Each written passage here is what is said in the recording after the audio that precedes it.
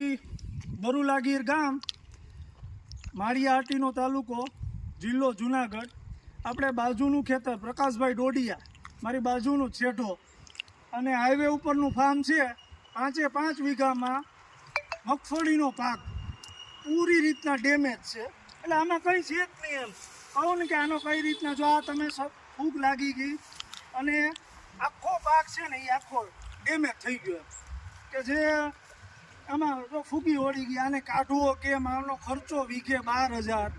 અને અત્યારના ખેડૂતની હાલત અમારા વિસ્તારમાં ખૂબ જ દયનીય છે. અને આ હાઈવે ઉપરનું ફાર્મ છે.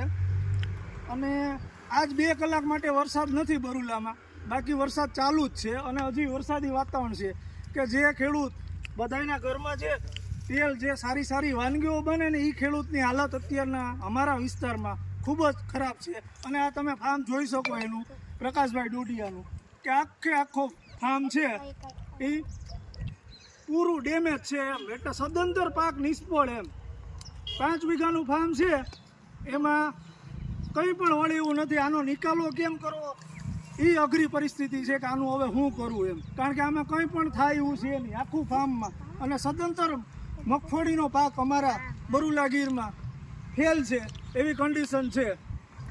અને આ જોઈ શકો પ્રકાશભાઈને, બરોબર આ રીતના છે અમારા વિસ્તારમાં.